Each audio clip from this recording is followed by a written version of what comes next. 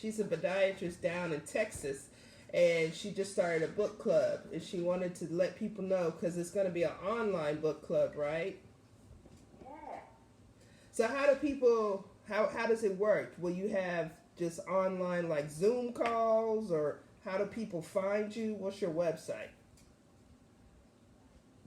www.bookclubpublishing.com. Basically, it's a quarterly book club. We have a book club for juniors, for young kids, and we also have a book club for adults. We have discussions through Zoom, and basically we will stream them live on Facebook. So we can discuss different topics. It's going to be different genres that we talk about different books, and it's a social engagement. It's to get everybody involved in reading and just discussing great books and great topics. So are you on some social media platforms? Yes, we're on Instagram, Pinterest, and we're also on Facebook. And what's the name of those platforms? AGR, which is the name of the book club, is a good read book club. So AGR book club at Instagram. Okay, and Facebook too? Yes. Okay. Are you on Twitter? No, we're not on Twitter yet. We're not on Twitter yet. Okay. We'll be on Twitter. Okay, so if they want to find you, then they can sign up for your group so they can get your listings and the times when you do your book discussions. Yes, and we also have a portion for people who want to learn how to cook. We have different chefs who have authored books. Uh-huh. It's a different type of experience. So we're just trying to have some different things to do since everybody's at home during this situation with the pandemic. So what's your book of this month? So people know. The next book club discussion is September 13th. And the one for kids is The Diary of a Wimpy Kid. Okay. Adults, it is Act Like a Lady, Think Like a Man by Steve Harvey. Oh, okay. That should be interesting. Yes, we'll be able to discuss some relationship topics, look at a couple of snippets from the book, and discuss how you feel about this one, men and women. Okay. Well, thanks for calling in, Dr. Johnson. Also, post your information to my pages as well so people know here locally about the book club, because we do have a very big book audience and book following here in Dayton, Ohio. But thank you for calling in today. Thank you for having me. You have fun down there in Texas. Think about me when you eat that barbecue. All right. Bye-bye. Wow. So I actually, I do Audible. I don't have the mental space really to hold a book anymore. I think I'm burnt out. But I love Audible. I listen to books all the time on Audible. Those are both great books. Oh, yeah, yeah. I never read The Wimpy Kid. I was thinking about the one book. No, I know how the sidewalk. I don't know. I read a lot in my younger years, but I read most of the books. The last book I read was Knowing by Michelle Obama. I read her book, and I think that's the last. No, I've read some real estate books, because I also have a real estate company. So I've read some books on real estate and tax advice. But back to what we were talking about, where you were talking about the smoking. Now, what about patients who are on dialysis? What does the dialysis or the kidney failure do to people? So dialysis is, as you know, rough. By dialysis, it means that your kidneys have failed. And what do the kidneys do? The kidneys wash the blood. They keep the different types of chemicals and electrolytes that we have in our blood in hemostasis, where they keep it all level, where the levels we're supposed to have. So without dialysis, those levels get off and out of whack. There's several that are lethal, so potassium is one of them we talked about a lot. And by having dialysis, it makes sure the potassium level's proper, which is good because that keeps your heart beating, and that's really important. So unfortunately, though, as you get in dialysis, lots of things happen with the other electrolytes as it's trying to find this hemostasis. And one of those things is called calcium. calcium is super important. We have it in our bones. We have it at levels that we need to have for our heart also. But what happens is that dialysis itself and end-stage renal disease, that's what we call it, causes what's called biomineralization. I know it's a big word, but I'll break it down. Bio meaning life. Mineralization is exactly what you think it is. Minerals being deposited in your cells. So by having end-stage renal disease, it triggers biomineralization or hardening of the arteries outside of just cholesterol. So it causes the arteries, really from your brain to your toes, every artery to have some increased biomineralization, which can lead to heart disease, which can lead to blockages in your legs, especially blockages in the smaller little arteries, including fingers and toes. So you can have people with end-stage renal disease who actually have rather normal cholesterol numbers, but still have biomineralization of their arteries, causing blockages in the arteries. They'll say, hey, I have my cholesterol's fine. Yeah, but you have end-stage renal disease, which makes it so that dialysis... is there a correlation of how long they've been on dialysis? Yes. As how long it takes for them to develop the vascular disease? Yes, about 3 years. And this is where I encourage anybody that has end-stage renal disease to get a transplant. So with a transplant, the average wait time, if you don't know someone to donate to you, it's about 2.5 years, 3 years. University of Cincinnati, OSU, Toledo, Indianapolis. These are places that around us that have transplant. So the wait list on these places is around 2.5 years. So what's interesting is it's about 2.5 years that you start really picking up on the biomineralization or the hardening of the arteries with end-stage renal disease. So the toes are threatened after about 3 years. Of being on dialysis. And then, of course, if they're diabetic, that adds to it. Yeah, absolutely. If they have high cholesterol, that adds to it. And then if they're a smoker, those are punch to the vascular system. So for those patients, I know they should be seeing a podiatrist. Yes. But they really should be seeing a podiatrist. Now, should those patients be getting an ABI every year? Yes. Okay, absolutely. every year. And what's interesting is more and more insurance companies are actually approving something that are called localized glucose checkers. So they have small little patches that look like they're Velcro. They go on the skin with a sticker.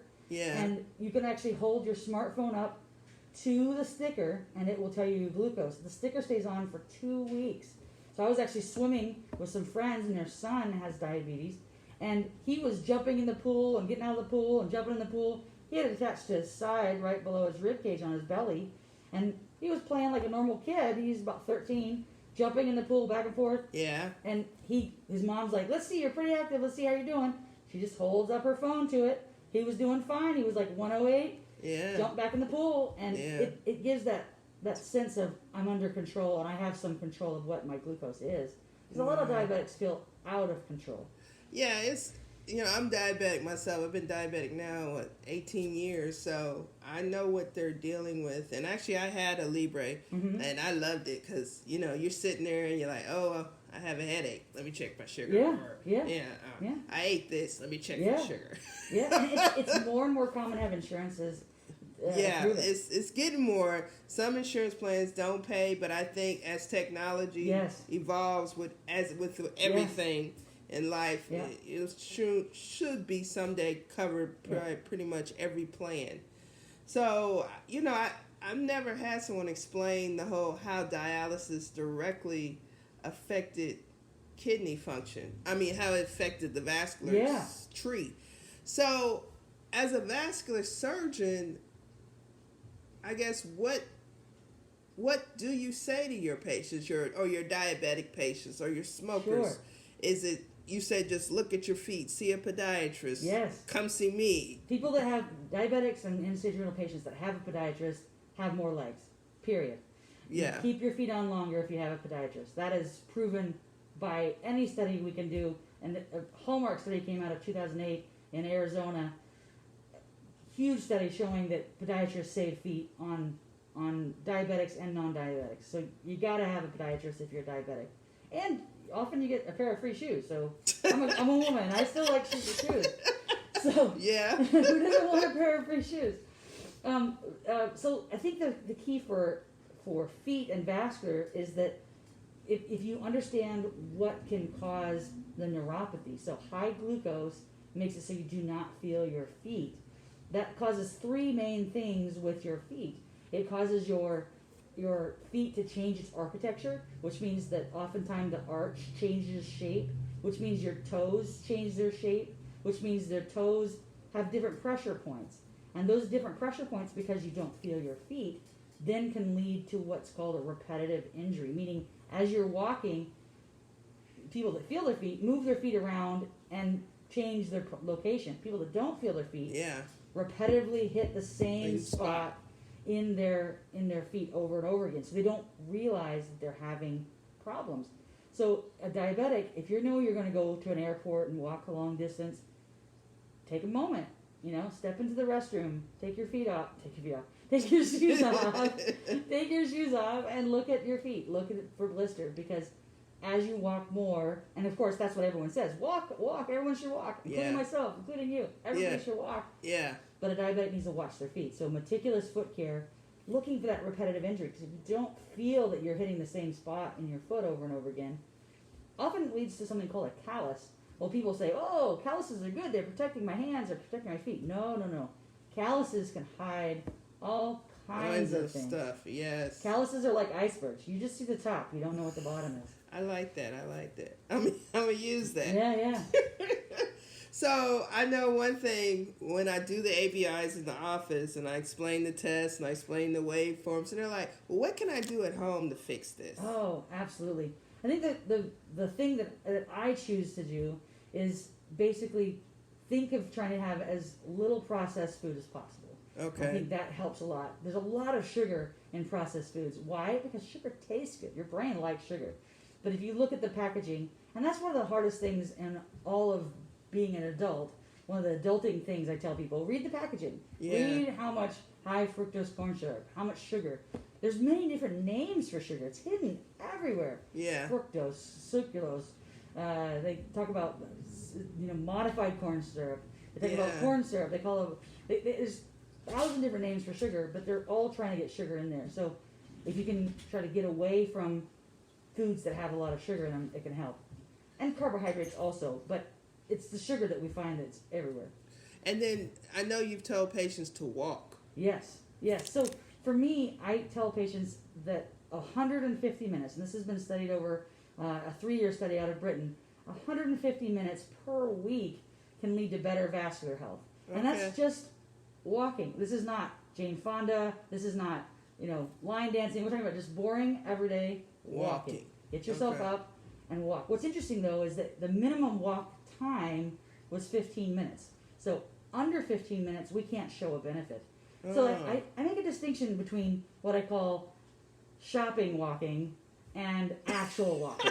Okay. So shopping walking is you walk a little bit, you look at something, you pause, you look around, and you start walking again. Your brain does not know that as walking. Your brain thinks that's complicated standing. So complicated standing. Okay. So you got to actually choose to walk longer than 15 minutes in a row. And it's so endurance is more important than speed. So you need to walk up to 15 minutes to start finding that benefit. Continuous, not stopping, not shopping, not, don't count grocery store walking as walking. That's so not mall walking. Yeah. Or walking your dog. My favorite thing right now is I tell most of my patients they need to go to the Air Force Museum. It's air conditioned, it's flat, it's got chairs everywhere. Wonderful people, and you get to learn some history in the process. And it's got free parking. And it's huge. And you aren't likely to buy something. So, I took my dad there. He's retired Air Force. He found out information about the Air Force he didn't know about. It's cool. It's quiet. It's a great place to walk. I will tell patients that. But I always tell them go to the mall. Or take their dog. Walk the dog. The dog loves to walk. Now be careful. A lot of dogs will stop and do complicated standing too. So you gotta make sure that dog keeps moving. So. But you said the Air Force Museum. I'll tell people that because that is free. Yeah, I think huge. If you walk to the president's airplanes in the back, it's at least a mile and back. I'm sure. It's a long ways. Yeah, the Air Force Museum is like that. They need the traffic right now. Yeah. Wow. Yeah. So I think from a health point of view, 150 minutes, that's the break point, which in the overall globe of a week, the time of a week, that's not much. No. So, 10 little walks, several big walks, but you need about 150 minutes to keep your legs healthy. And that is the large muscles of your thigh and the large muscles of your calf. These are the muscles that really, really need to be moved. So, do you know now patients always love when we ask, do you smoke? They always say, well, I smoke marijuana, and that's from the earth, so that's good stuff. So, Yeah, the lungs don't know that. yeah, so explain to people what marijuana does to you. So I think for one, we have limited studies about how it actually affects the vasculature, but we do know that it does affect how your lungs breathe. It does affect how your body moves.